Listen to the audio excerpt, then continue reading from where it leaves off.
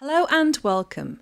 Firstly, I would like to introduce myself. I'm Jen Hislop and I'm a talent management consultant and psychometrician. So I'm certified to administer and interpret a wide range of psychometric tools, including those developed by SHL, Savile Assessment, OPP, which is now the Myers-Briggs Company, and 360-degree assessments through Savile and the Hay Group. I'm also trained to design assessment centre materials, and I frequently work with small and medium-sized enterprises seeking to recruit using such methodology. In addition, I design ability tests, verbal, numerical and logical reasoning for recruitment consultancies and for online recruitment platforms. So that's a little about me. So the purpose of this video is to give you greater insights into verbal reasoning tests, how they are designed, what they are designed to measure, and how you go about approaching completing one of these tests. The modules are designed to make you more test aware and to have a set of strategies in place to make sure you perform as well as you are able. So all the process mistakes have been ironed out in advance. And by following the tips and strategies in the in-depth modules, you are more likely to improve your score. And don't forget that employers frequently use these tests. They'll want to discover the extent to which you can identify critical business-related issues and logically draw conclusions. So the breadth and depth of the information you'll come across in a work environment will need accuracy in understanding and interpretation. Also remember that the ultimate aim of test design and subsequent usage is to reduce selection risk. You can never predict 100% how someone will perform in any role, but tests can help companies to improve their selection success. And going back a few years, I remember sitting verbal and numerical reasoning tests. I was seeking sponsorship from a degree at the time, and 40 other candidates sat with me in a large room. It was nerve-wracking and intimidating, and I didn't have this type of support available. So with that in mind, the modules will help you to work on increasing your performance and to avoid the pitfalls you'll come across. So let's move on. Let's talk for a minute or so about verbal reasoning tests and what they are. So verbal reasoning tests may be called comprehension or verbal critical reasoning tests. These are tests of ability. That means they measure a person's potential, for instance, to learn the skills needed for a new job or to cope with the demands of a training course. Ability tests are prospective. They focus on what the person is capable of achieving in the future or their potential to learn. So verbal reasoning tests are standardised. That is, there's always a series of questions or problems that attempt to assess the ability to reason with written information and deduct the correct answer, or to work out a particular inference of the information. They do not assess literacy, that is your ability to read or write, or fluency, the ability to write or speak easily and accurately. And attainment tests are different in that they are retrospective. They focus on what's been learned or on what a person knows and can do now. Bear in mind that some attainment is required before certain abilities can be measured. For instance, we need a certain knowledge of English reading and writing before our verbal reasoning ability can be measured. In addition, a test of attainment cannot be used to directly infer ability. So a standardised test is a test that requires all test users to answer the same questions or a selection of questions from a common bank of questions in the same way. And they are scored in a standard or consistent manner, which makes it possible to compare the relative performance of individuals or groups fairly and objectively. The standardised format, coupled with computerised scoring, also reduces the potential for favouritism and bias or subjective evaluations. So I've used the reasoning tests in group sittings for graduate recruitment and for individuals in management positions.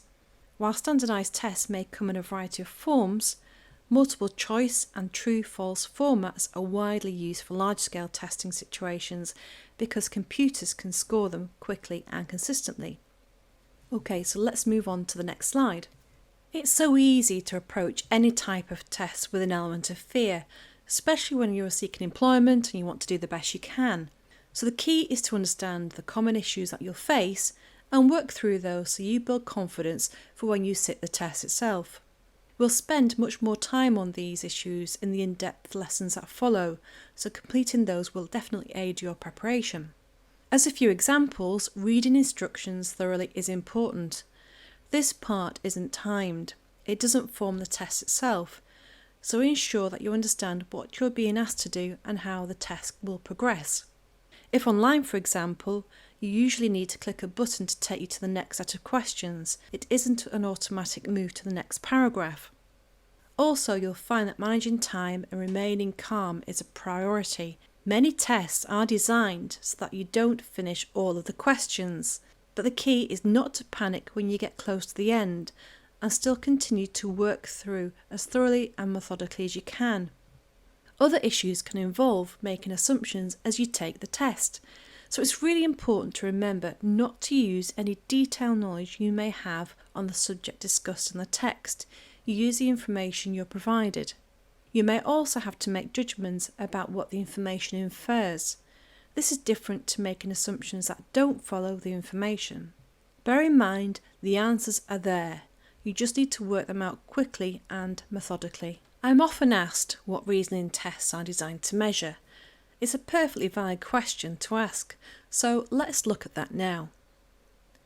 So any good psychometric test is usually one that's been thoroughly investigated to examine its reliability to give similar answers on different occasions and validity. It measures what it says. Well-constructed tests are shown to be among the most accurate and fair ways of assessing people. These particular verbal reasoning tests are designed to get you to extract and work with the meaning of information and its implications from passages of text. So if you think about an occupational setting, for example, we do process a large amount of information each day while doing our jobs. We read emails, memos, reports, instructions, etc. and we adjust our actions in response to the information that these texts contain. The ability to understand and to analyse verbal data is a crucial quality for employees at all levels. These tests use passages of writing followed by statements, and you have to decide if a particular statement is true or false, or you can be asked to pick a statement that's true out of 3 or 4 options. For the purpose of these modules, we'll explore different question styles, but in the EPSO tests themselves, you'll always be asked which of the following statements is true, and only 1 out of 4 will be true. It's worth a mention that while verbal reasoning tests can be available in many languages, the actual text tends to be region neutral, that is, very specific to regions. So if you're in the USA, there will be terms used that someone in Australia may not understand. In this way, it helps to create a more accurate, reliable and valid test, and for candidates, face validity is so important. This is the extent to which an applicant perceives the selection method to be relevant or appropriate to the job. Also, usage of unusual region-specific terminology may well impact upon a sitter's mindset to persevere or even continue with completing a test. Okay, so now we'll move on to what the tests don't measure. Verbal reasoning tests of this nature are designed to be complex. They are not simple checking, spelling, vocabulary and basic syntax tests. They test a higher level of reasoning and critical thinking. It isn't about how many words you know or how complicated they are, it's what you do with them. With verbal reasoning tests, it is so important to answer the questions based on the information presented to you. After all, the tests are assessing your ability to comprehend, analyse and deduce information.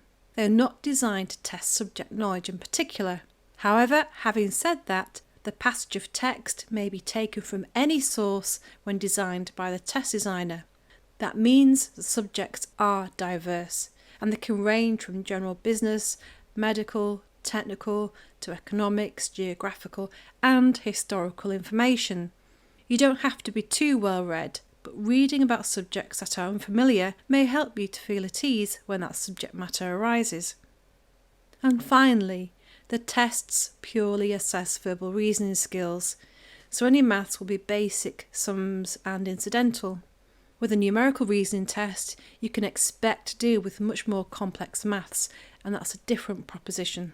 With regards to the question, does the test require any pre-knowledge? Well, the quick answer is no. Most people research and try sample answers, and this is the right way to learn about these tests. However, you'll not be able to see your actual questions in advance, and those completed online use a bank of questions, so you will rarely see the same question twice, if at all. The passage of information will contain all you need to work out the correct answer, but the answer will not be obvious. And it's very important to answer the questions based on the information presented to you, so try and ignore your own knowledge or bias towards a topic, just focus upon the information provided. If you do add your own knowledge, you may infer incorrectly or have an opinion which is not stated in the passage, and that can lead to incorrect answers. And questions will not be based on fiction. They use facts and will be realistic. This aids the content validity of the test, that is, how the content matches the purpose that it was created for within the selection process. As an example, I created this passage a few years ago. It is purely based on facts, and it's a short example compared to some of the passages I've created that can be twice as long, and it's also relatively easy to understand. I'm going to read it through now. So, to sustain life you need a water source, and one of the most famous and romantic sounding water sources is the River Nile, a vast river and the longest in the world. It takes 3 months for the water to travel from Uganda to a large delta, and finally it empties out into the Mediterranean Sea. The mighty waters of the Nile flow at an average volume of 300 million cubic metres per day, an amount we probably could not imagine in reality. Some passages will be factually very heavy and abstract and often based on scientific terms. As a result, they can be quite difficult to understand. Some applicants find it easier to read through a passage quickly and pick out keywords before reading the passage again more thoroughly. Keywords can be much easier to find because factual passages contain more figures, dates and specialised terms. So I'll put the passage to one side for now, but we're going to be using this example in a few minutes for practice purposes. In our tests, there are between 10 and 20 questions, and if you break down the time, it's an average of 105 seconds per question. There are 4 statements, but only one is correct. Therefore, the others can be false, or you don't have the information to state they are correct or false, and therefore you cannot say. These assess your skills in inference, deduction, interpretation, the use of assumptions, and the evaluation of arguments. So let's break it down. Deduction concerns your ability to judge whether conclusions are justified. Your task is to decide whether the conclusion follows or does not follow based on the information from the original passage. Inference is about assessing your ability to draw conclusions from presented facts. That's making judgments even if not directly stated. And cannot say maybe because the information is just not present to justify a true or false statement. So we will look at the Nile passage again. You can pause the video to read through the passage and the statements. For now, I only want you to work out if the statements are true, false or cannot say. And for the purpose of the exercise, you only have 2 statements to review. So pause the video now so you can read through the passage and the 2 statements that follow. When you're ready, click play again and I'll talk through the answers. Okay, so the first statement, the end point of the River Nile is the Mediterranean Sea. Now you do have the information to deduce that this is true. It does state that it takes 3 months for the water to travel from Uganda to a large delta, and finally it empties out into the Mediterranean Sea, and that is the end point. So a fairly straightforward deduction. With the second statement, water flow is measured in cubic metres. You seek the information from the last sentence, where it states the mighty waters of the Nile flow at an average volume of 300 million cubic metres per day. And again, the answer is true. It is deduced as true because the information is present in the passage. So now we're going to take a look at inference in a bit more depth. We've already mentioned that inference is all about assessing your ability to draw conclusions from presented facts. It can be tricky because it isn't as obvious as deduction, where all the information is present although you need to extract it. Our module on deduction and inference takes this to a deeper level of understanding if you want to explore that. So all you need to bear in mind, for a statement to be true, it must closely mimic a certain idea in the text. So inference is quite different from a clear deduction, where you have all the information at hand to decide true or false. So you use the wording of the passage to help you determine whether inference can become true or whether it tips the balance so that it becomes too big an assumption or too big a claim. If it is too much of a stretch of the truth, that tips the balance to a cannot say.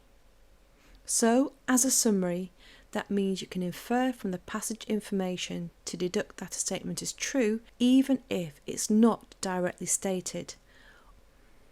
Or you might not be able to say, therefore it's a cannot say.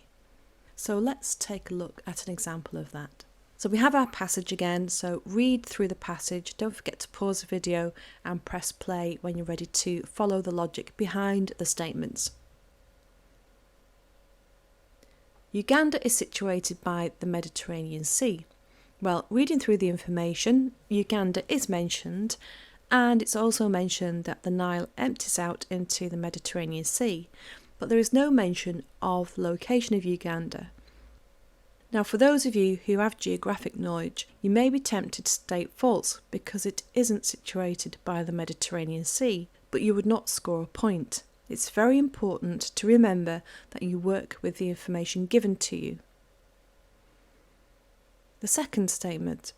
As the Nile is the longest river in the world, it carries more water than any other river in the world. Well, you do have a partial truth in that the Nile is the longest river in the world, but you don't have the inference or conclusion that it carries more water than any other river in the world. That comparison is absent. Therefore, again, it's a cannot say. So I hope this gives you a bit more information about cannot say and inference. So now we're going to start looking at verbal reasoning question design, and I'm going to give you some tips around what we put into the questions, how we design them, and the reasons behind the design. So how is a verbal reasoning question and passage designed? Well, I tend to use shorter passages for the first 2 or 3 questions to ease sitters into the test scenario, and most passages I use are between 4 and 12 lines long. Where passages are longer, there are often 4 questions based on the passage, where a passage is shorter and may just include 3 questions. It depends upon the client design requirements, and in most cases, the statements are ordered with respect to the passage's progress. I research subjects when I receive requests for question design, so I tend to use subjects from general business, historical, medical, and geographical research. The level of passage difficulty can be adjusted, but the statements are designed to be easier to read, and the difference between a difficult and easier passage can be based upon including double negatives, more technical text, using the writer's opinions, and basically just be more difficult to read, that is, have a lower readability index. And it's all about evaluating, extracting and understanding what the information is saying, but there's no obligation that the information of the passage will be 100% correct. It may well be a medical opinion or a historical opinion. Therefore, there are some strategies we can use to make it a bit more difficult.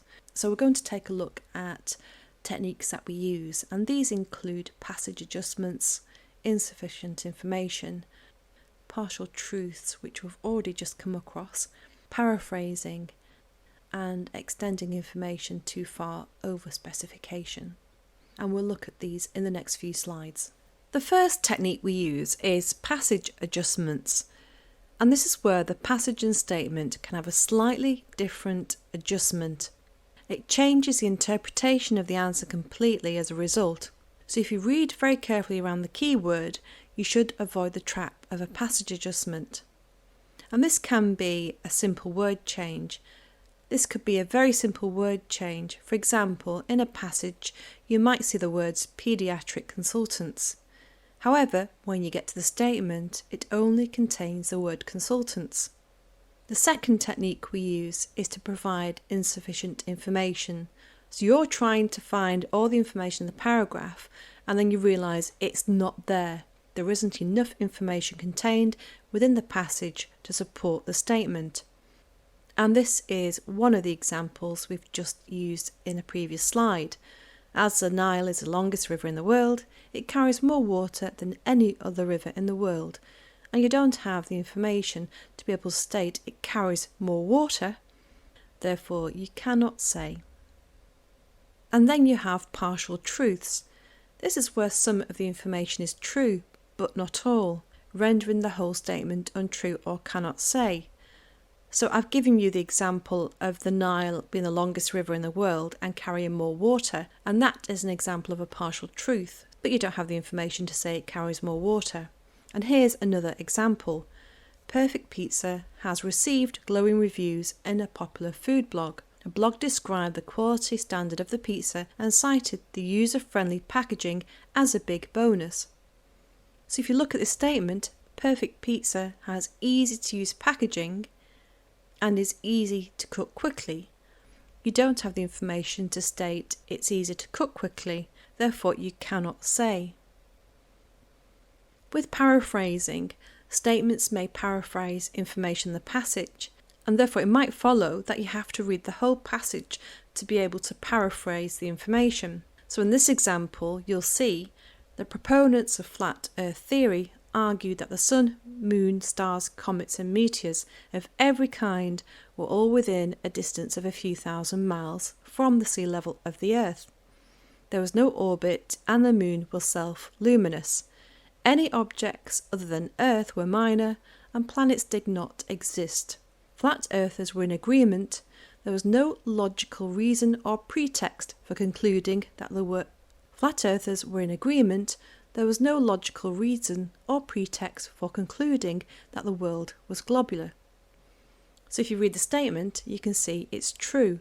Flat earth theory concludes that the earth is not round, but you have to read the full paragraph to be able to make that decision. And this is a fairly common tactic to use. This is extending the information too far or over specification. If the passage says one of the few manufacturers in the market and the statement says the only manufacturer, that changes the meaning.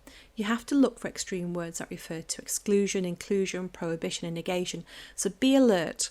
If you see always, none, never and all, for example, these are words that are likely to change the meaning. Let's now look at some common questions. So how many points per question? There's actually 1 point per correct answer. What do I do if I'm stuck on a particular question? You can smart guess. You'll find that tests rarely tell you if they prefer speed over accuracy, but you can certainly improve your chances of accuracy by using strategies for solving issues. For example, finding keywords, eliminating wrong answers, finding contradictions, and absolute words and terms. If I only score 6 out of 20, is that a bad score? You have to remember that scores are compared against a norm group used for your application, for example graduates, administrative workers, senior managers, etc. A low score may not be a poor score when compared against a group if everyone finds the test difficult and there isn't a high level of answer accuracy. What question styles are used? Well, we use a particular style, but there are 3 main styles. Most question stems are statements or specific questions, or a generic stem is used. In our case, it's a generic stem. So style A is true, false or cannot tell, and the question stem is a statement and you have to choose either true, false or cannot tell. Style B, the question stem as a specific question, you have to choose which of the 4 similar statements is correct. Style C, the question stem is generic and you have to choose which of the 4 unrelated statements is correct. So in the next examples, we'll start looking at the C style, and that's a style we'll use in our verbal reasoning tests. So there are different ways that work when you come to a solving strategy, and here you have a very short passage followed by a C-style generic question. Which of the following statements is true? Is true lets you know only one correct answer applies. So read through the passage and I'll talk through my reasoning behind keywords. Read the passage first and then highlight the keywords. You may even decide on different keywords, but keywords help me to understand the gist of the passage, and it helps me to highlight what I think are important words. So in this case, straight away I know the subject is igneous rock, so I highlight the word igneous and also one. Then I read and understand how it is formed and highlight the keywords relating to that. That's cooling and solidification. Then I read about how magma is derived. So in the first statement, igneous and heat stand out. So I can work out, because igneous rock is formed through the cooling and solidification of magma or lava, that the first statement is true. It does follow that igneous rocks have been subjected to a tremendous amount of heat at some point in the past. Then I look at statement B, and the word all stands out here, and it's one of the extreme words we've discussed earlier. So you have to pay close attention to qualifiers. These are frequently used as determiners for the correct answer. Only extreme qualifiers such as all, none, always and never apply to the entire group of their object. So in this case we can determine the answer is false. It doesn't follow that all magmatic rock is metamorphic rock, because you know that igneous rock or magmatic rock is one of three main rock types. So the next solving strategy could be to read the statements, pick out the keywords and then work through the passage. It's only through trial and error that you'll work out which preference suits you. You might want to pause the video at this point for a minute or two just to read through the passage and understand what it's saying. Then we'll look at using the strategy. So using the strategy, you start by reading the question and statements. You pick out the keywords in the statements and highlight them. Then when reading the passage, skim read to find the words that apply to the first statement. Ensure you understand the logic in the passage. Work out the answer and then carry on to the next statement. You might find if you're reading the question first before the passage, you don't have to read the full passage if you know the answer to the question, and that will save you time. So let's look at statement A. Southern monsoon winds travel to the north. Well, if you look at the passage, there is no evidence to state that the winds travel to the north, only across the border. So in this case, it's a cannot say. India is hotter and wetter than its surrounding countries. So with B, here I'm asking you to retain information about India's climate from two separate sentences. So you have to go back a little in the passage to pick up some information about India's weather. Do remember to consider both aspects of the statement, in this case hotter and wetter, where substitute words warmer and precipitation are used in separate sentences. Again, you do not have the information, only a reference to other regions, so it's a cannot say. With C, immediately what comes to mind is an extreme qualifier, only. And when you read the passage, you'll see that it renders statement C false. And D is the correct answer.